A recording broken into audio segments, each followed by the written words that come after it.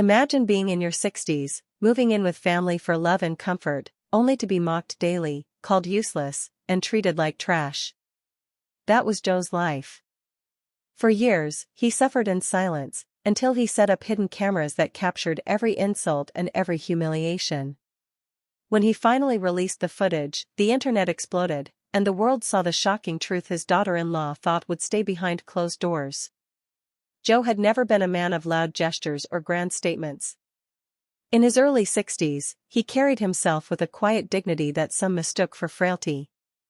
He had worked hard all his life, first in a factory that left his hands calloused and knotted, later in the small neighborhood store that his wife had loved so much. Since her passing, life had slowed, the hum of the city outside serving as both companion and witness to his solitude. When his son, Peter, insisted that Joe move in with him and his wife, Susan, it seemed like a good idea at first. Peter and Susan had assured him it would be fun, comfortable, a chance for family to be together. Joe had wanted nothing more than to be near his only child, to see his grandson laugh at bedtime stories, to feel useful again in a house that felt empty without love. At first, it was as he hoped. He would sit quietly in the mornings, sipping tea as Susan bustled about the kitchen, her laughter filling the space. He would read his newspaper, exchanging polite words with Peter when he left for work.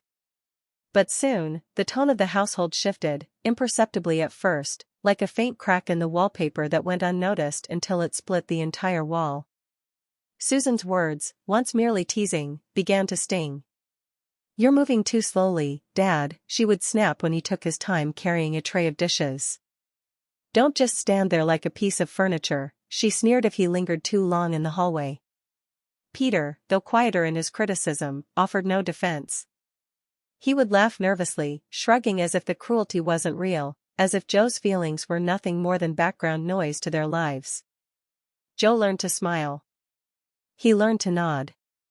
He learned to laugh softly at their jabs as though they were harmless, though each word lodged itself deeper in his chest, a splinter of shame and hurt. At night, when the house settled into silence and he sat alone in his room, the words replayed endlessly. He would touch the marks of his past, his hands, his back, his heart, and wonder why family, the people who should protect him, allowed themselves to wound so easily. It wasn't always like this.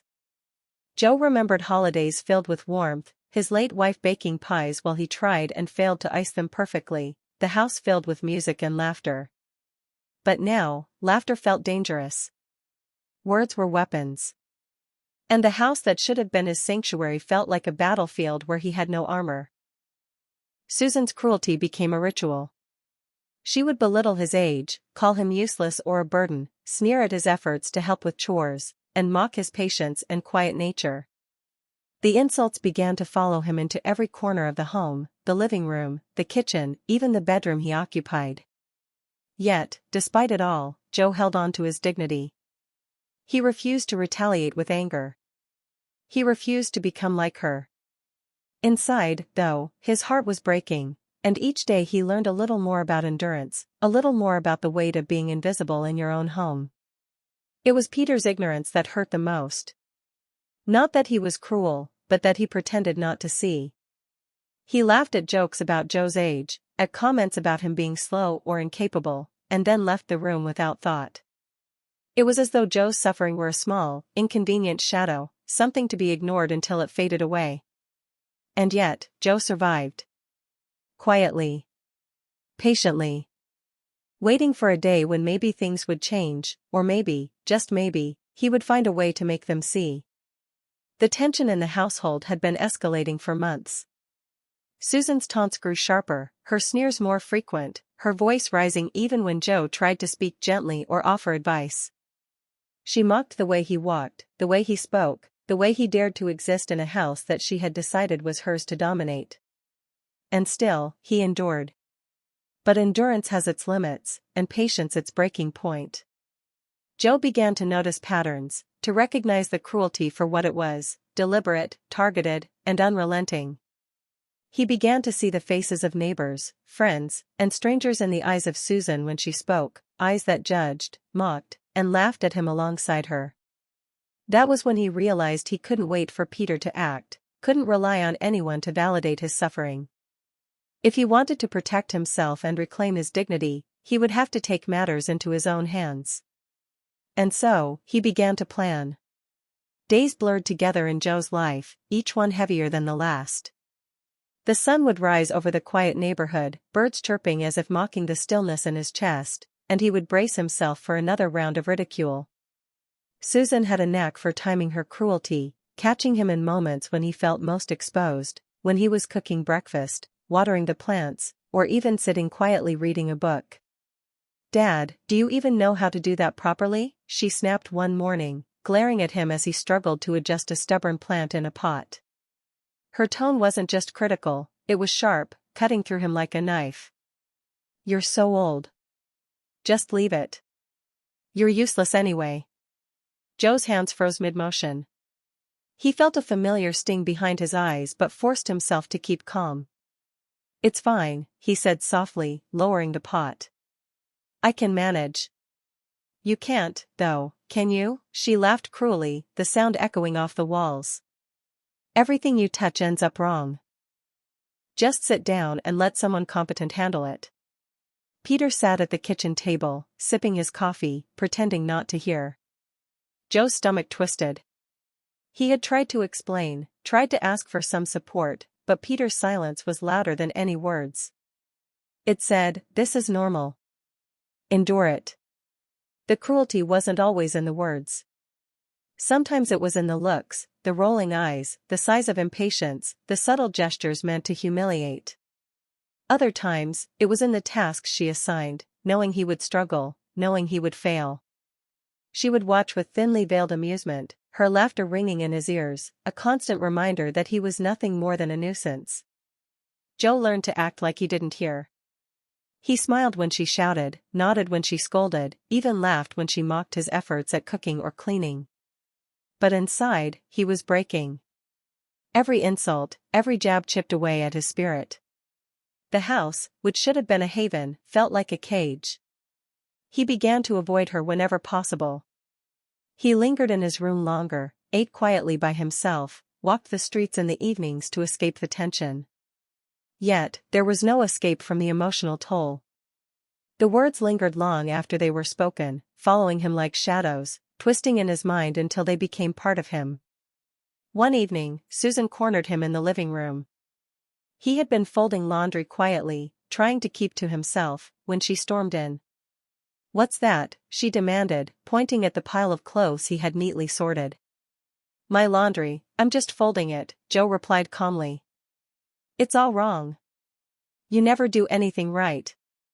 Look at this." "Who taught you how to fold clothes?" she sneered. Her voice grew louder, each word sharp and cutting. "You're just a burden, Dad. A pathetic, useless old man. Peter deserves better than living with a relic like you." Joe felt heat rise to his cheeks, a mixture of shame and anger. But he swallowed it, clenching his fists behind his back. He didn't answer. If he argued, it would only escalate, and he knew she thrived on conflict. So he stayed silent, enduring the verbal assault like he always did. The days continued this way, relentless, exhausting, crushing. Susan mocked his slow movements, his quiet voice, even his age. She called him names in front of Peter, knowing he wouldn't intervene. She left humiliating notes around the house: "Useless, slowpoke, why are you even here?" Each note felt like a public shaming, a reminder that he had no place in the home he once thought would be safe. And yet, Joe did not break completely. There were moments, fleeting, fragile, where he found small comforts.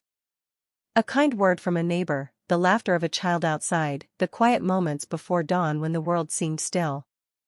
These fragments of peace were what kept him going, what allowed him to endure the daily cruelty with his dignity intact. One afternoon, after a particularly harsh morning, Joe sat alone in his room, staring at the wall. He felt tears welling up but refused to let them fall. Instead, he made a decision. "I can't keep living like this," he thought. "I need to protect myself. I need to be seen, to be heard." He remembered his niece, Emily, a tech-savvy, resourceful young woman who had always been observant and clever. She had visited before, always quick with a solution, always ready to help. Maybe, just maybe, she could help him finally expose the cruelty he had endured in silence for too long. The idea took root slowly, a fragile seed of hope. He didn't want revenge for the sake of revenge, he wanted justice, validation, a way to reclaim his life. And for the first time in years, he felt a flicker of empowerment, a sense that he might actually take control of his story. But he knew it wouldn't be easy. Susan was cunning, and Peter, well, Peter would never act on his own. He would have to be careful, strategic, almost invisible in his actions. That evening, Joe quietly sent a message to Emily. He explained the situation carefully, deliberately, trying not to let desperation color his words. She responded almost immediately, her reply a lifeline. "We'll do it. We'll make sure the world sees the truth, Uncle Joe. You don't have to take it anymore." For the first time in months, Joe slept with a sense of purpose. The burden of daily insults still weighed on him, but now it was accompanied by a plan, a way forward. And though he didn't yet know the risks, he felt alive in a way he hadn't in years. The next morning, as Susan launched into her usual tirade about him being slow and useless, Joe kept a calm smile on his face. He didn't fight. He didn't cry. Inside, a quiet determination grew. Soon, everyone will see. Soon, I'll be free. Joe had never imagined himself as a conspirator. He was a quiet man, the kind who valued routine, respect, and order. Yet here he was, sitting at the edge of his bed late at night with his laptop open, whispering to Emily over a video call. "Are you sure we can do this without her noticing?" he asked, his voice low. Emily's face appeared on the screen, her eyes determined. "Absolutely, Uncle Joe. We'll be careful. I've done this kind of thing before for friends. We'll use small cameras, hide them in places she wouldn't think to check. Nothing obvious." Joe swallowed hard. He had spent years enduring verbal assaults, subtle humiliations, and the quiet cruelty of someone who thrived on others' discomfort. And now, he was about to turn the tables, not with anger, but with strategy.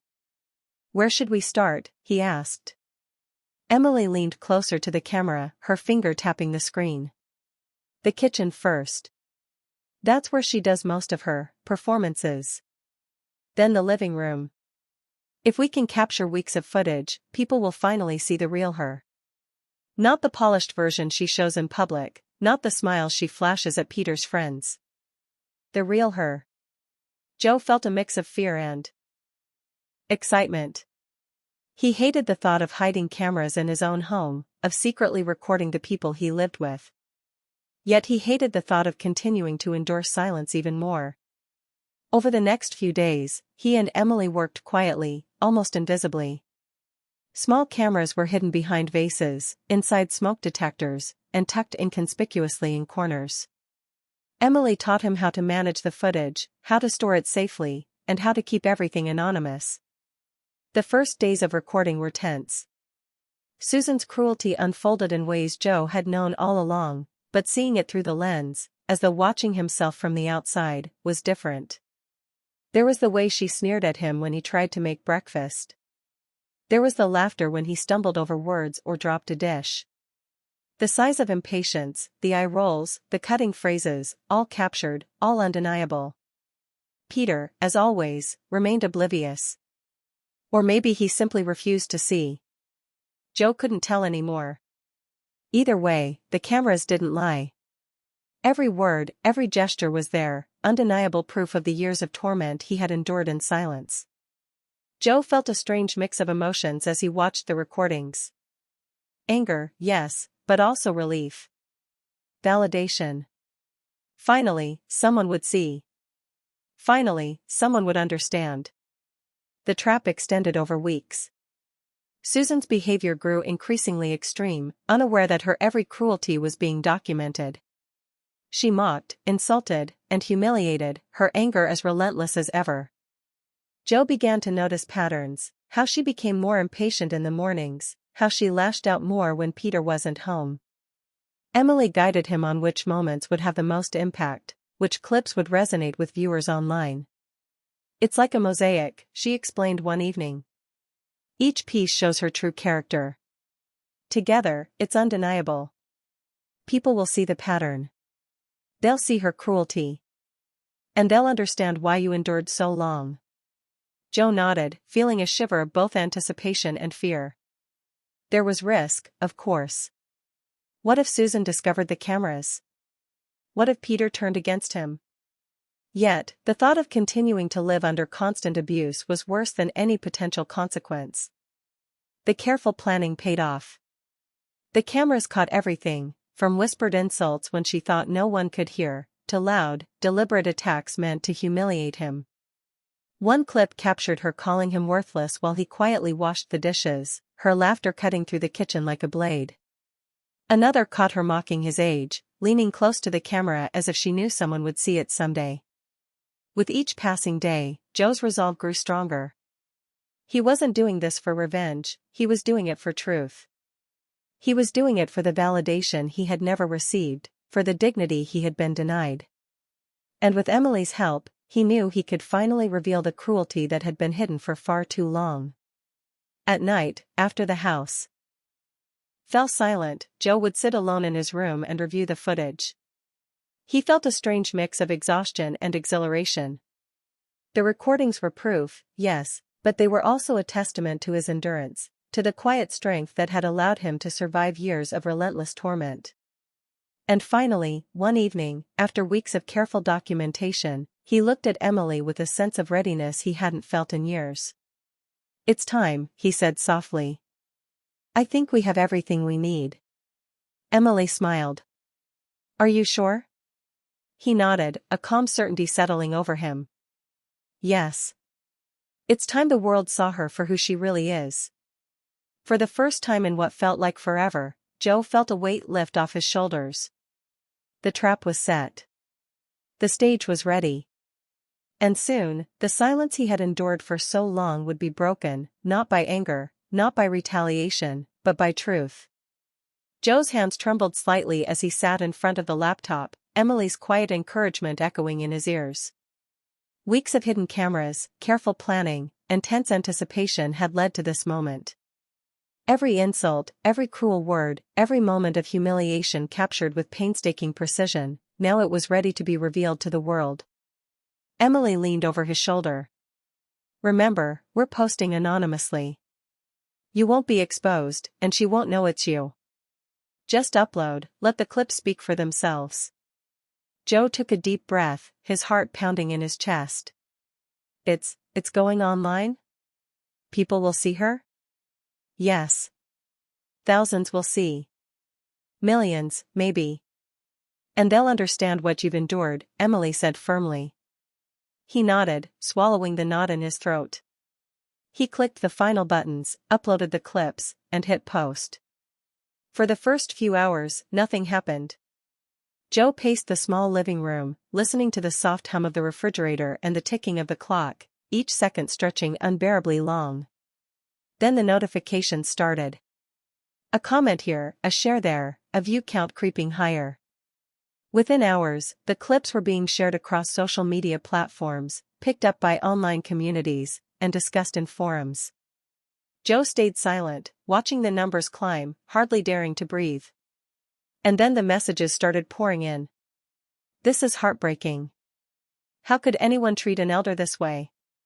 I hope this man finds peace. She's cruel and abusive. Thank you for posting this. People need to see the truth." Joe's eyes blurred with tears. He had endured so much in silence, so many years of humiliation, and now people were finally seeing him, not as a useless old man, not as a background figure to be mocked, but as a person of dignity, endurance, and courage. Meanwhile, the backlash against Susan was swift and severe. Former friends who had visited and seen only her polished facade reacted in disbelief, sharing their shock and condemnation online. Memes, posts, and comments labeled her cruelty with names that made her infamous almost overnight. Her smug smile, once so carefully maintained, was replaced with defensive comments, awkward apologies, and public attempts to regain composure, but the damage was done. Peter was stunned.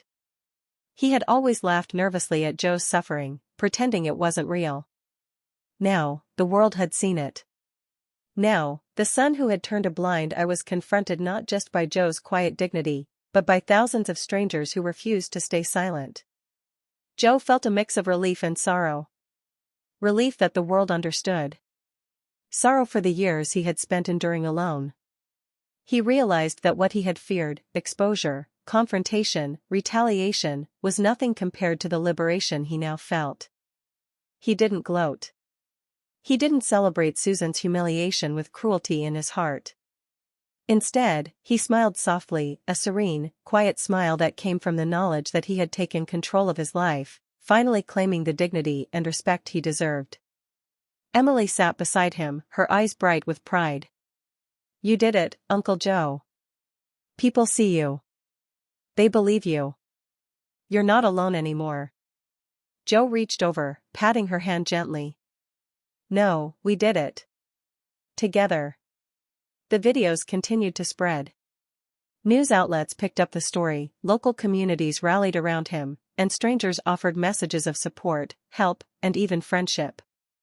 People reached out to share their own experiences of abuse, of cruelty, of being invisible in their own homes, and Joe felt a profound connection to this wider community. For the first time in years, he no longer felt trapped. He no longer felt like a shadow in his own home. The world had seen the truth, and the truth had liberated him. And as he sat in that quiet living room, watching Susan's image flicker across countless screens, he felt an unexpected sense of compassion. He didn't wish her harm, not truly.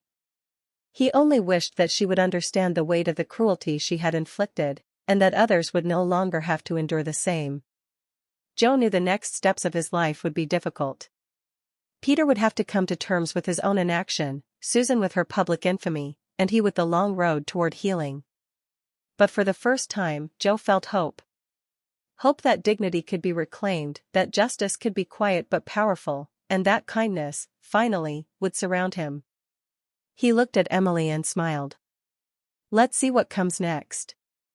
Whatever happens, I feel free." The morning after the videos went viral, Joe woke to a quiet house. For the first time in years, the silence wasn't oppressive, it was peaceful. He walked into the living room, his eyes lingering on the tablet that still buzzed with notifications. Messages of support had poured in overnight, thousands of strangers reaching out with words of encouragement, offers of help, and stories of their own struggles. One message read, "You're not alone. I went through something similar. Thank you for giving us the courage to speak." Another, "If you ever need a hand, a friend, or advice, I'm here.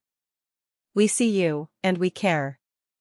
Joe felt tears prick his eyes, but they weren't tears of pain, they were tears of relief, validation, and hope. The world had acknowledged his suffering, but more importantly, it had acknowledged his strength. Over the next few weeks, the community's support became tangible. Strangers offered to help with moving, friends of friends reached out with opportunities to rebuild his life. Joe was astonished by the generosity of people who had never met him, people who only knew his story through the videos. With Emily's help, Joe took the first steps toward independence. He found a small apartment nearby, a place he could call his own, free from the shadows of ridicule and cruelty. It was modest, but it had warmth, sunlight spilling through the windows, and the promise of a life rebuilt on his terms. But Joe didn't stop there. Inspired by the messages from strangers and the realization that countless others endured similar abuse and neglect, he began to dream bigger. He wanted to give back, to ensure no elderly person would feel invisible or powerless. He started small, a community blog sharing tips for elderly people living with difficult family situations, highlighting resources, support groups, and coping strategies. Then, with Emily's technical guidance, Joe launched a YouTube channel. On the channel, he shared his story openly, the years of silent suffering, the cruelty he endured, the careful planning with Emily, and ultimately, the liberation he achieved. He offered advice, empathy, and practical guidance for older adults facing abuse or neglect, creating a space where they could feel seen, heard, and supported. Subscribers poured in quickly. People resonated with his honesty, his calm strength, and the lessons he shared. Peter, finally confronted with the consequences of his inaction, attempted reconciliation, but Joe had learned that forgiveness didn't mean returning to the same chains. He acknowledged Peter's apologies politely but refused to return to a life of invisibility and disrespect. He felt a profound sense of fulfillment, knowing that his suffering had transformed into a beacon of hope for others. Months later, Joe's story was featured in a documentary. In the final scene, he sat in a garden, birds singing overhead, looking straight into the camera. His voice, steady and calm, carried the weight of everything he had endured. To the young people watching this, don't abandon your parents. Don't throw them away when they need you most. And to the old souls like me, who feel forgotten, remember, it's never too late to stand tall. Even in our last chapters, we still hold the pen. 2 years later, Joe passed away peacefully in his sleep. But his name lived on.